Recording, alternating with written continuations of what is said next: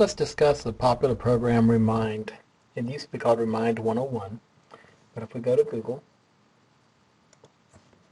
we type in Remind, and you hit enter, the first link you'll see will be our portal to Remind. If you're a new teacher, you will just click on Teacher Sign Up, and you'll put your title in, first and last name, your email, and then your default password that you use to complete your sign up. Once you do that, from that point forward, you'll just use the sign in button. So I'm going to go ahead and go in as me.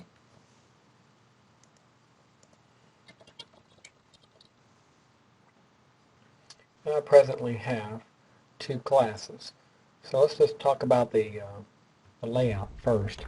Over on the left, you have your classes. Over on the right, you have your helpful component here that lets people be able to go to your class via here and join Remind themselves. And then finally, over on the right with the look-in box, you can go to your account and you can edit your personal information here. For instance, I'm on the Central Time Zone, so I need to change that. And then from here I also could do Find My School.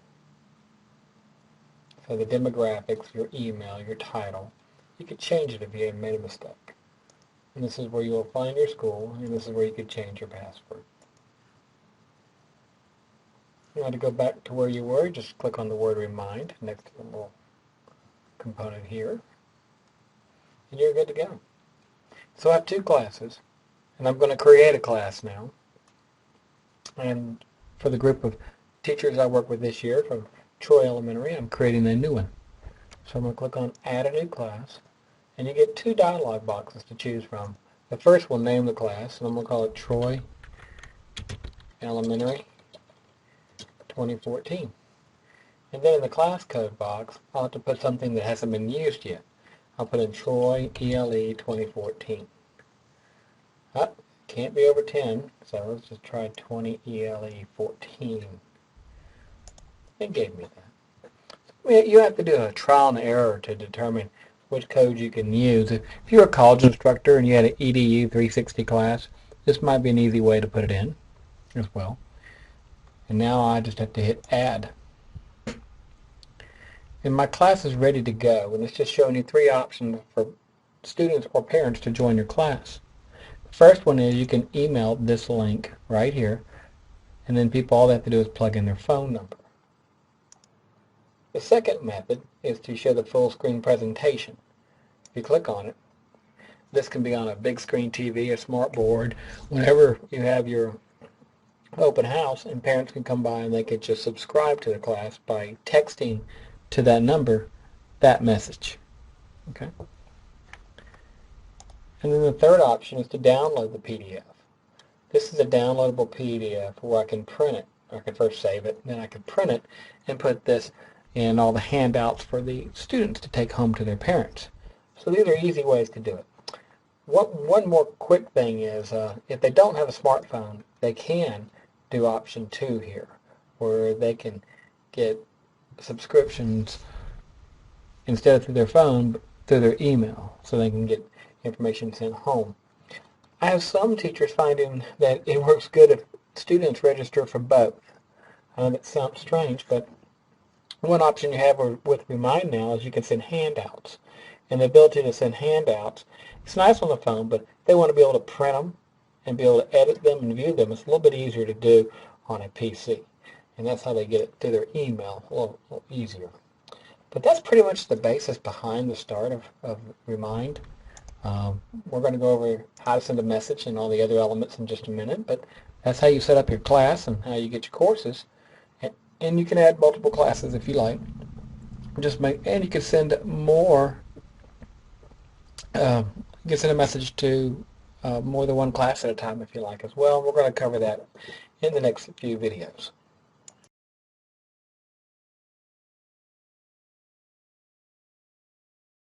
All right, now that we have our class, let's show how to set this up and make sure that people understand the basics behind it. If you ever get lost and you go, well, I wish I could have that handout again, you just go to the blue button over here to invite students and parents, and it immediately will give you those three options again to have people subscribe to your Remind account. And that is through a hyperlink or a URL, the second through the full screen presentation, and the third the physical handout that you can give to participants. For right now though, I'm in the Troy Elementary class and I have 0 subscribers, right? What you'll do though to send a message is you'll just type in here like you would a Twitter account. And you can type welcome to our class.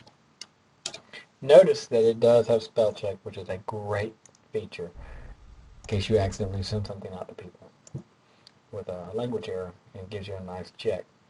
The moment I hit send, that message is indexed below here, and you're able to see it. So it timestamps it and also gives you the content. So it's a great record keeper for you.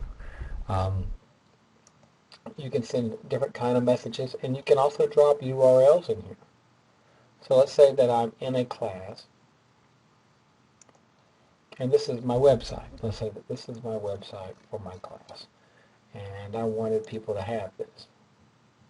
Well, I can just copy the URL by just clicking on the www and the website. And then I can paste it right in here. Now it doesn't matter if it's not spelled correctly here, it's going to look for language errors, but that is a physical web address. And you could put, this is our website for this week's content. Okay. And the moment I hit send, it turns that into a hyperlink. So two things. One, you can send just very explicit directions, and two, you can send URL hyperlinks.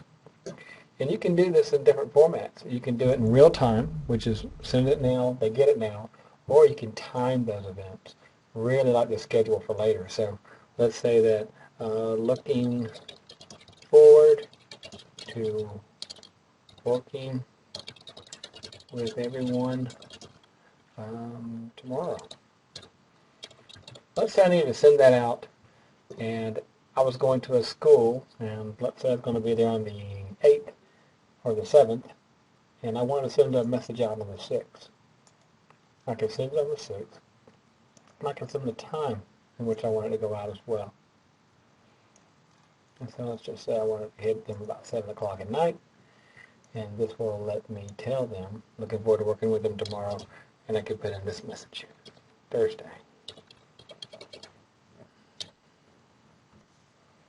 And I can put, please bring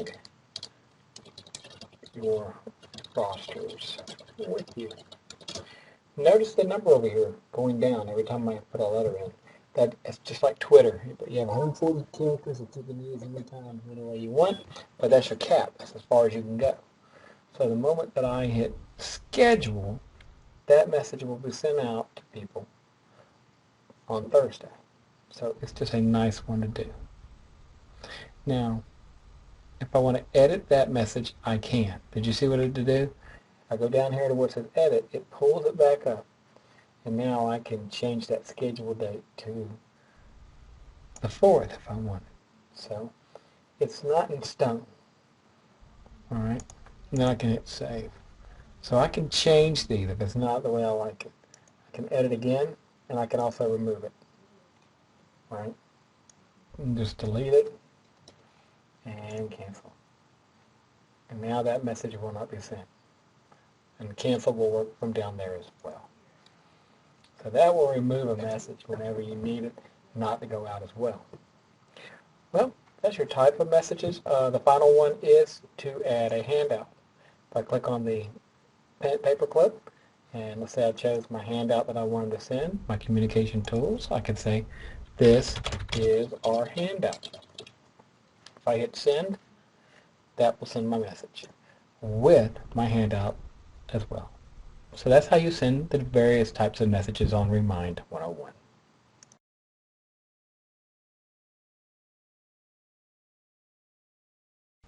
Now we're going to do a few tips and tricks that teachers have shared with me about Remind 101 in the past year. One advantage to Remind is that it's a one-way feed. Replies cannot be sent back from parents or students, which sometimes is an attribute, but sometimes you want a response. So if you did put a message in for your students, let's see, final presentations are due this Thursday. Your spell check will catch your mistakes. But if you needed for them to send you something, you put in question, then drop your email address. Drop your school email. Now what this does is it keeps everything in the best places and best practices for communication with parents. Remind 101 is going to keep a collection of everything that you don't delete here. It's a nice thing to just keep a running record. But when I hit send, oh, I have to have a class. I've done that. So I need to make sure I have a class to send the message to, and then I could have put that in there. So let me just go back. So at Troy Elementary, you see what I did wrong? You have to have a class in first. So if I wanted to send a remark, and then I had questions, then your email address. Remind 101 will make a hyperlink out of it. And there it shows. So that's going to be what's sent to the students. When I click on it, it's going to prompt for me to get an email. And there's my start from Outlook where it went there. So way to make sure that you use your school email for the communication with them, but use Remind for a vast majority of your mass emails that you send out in this format. So that's pretty much the best part of this, is that you can send out and then you can filter and monitor what comes back to you by asking specific questions.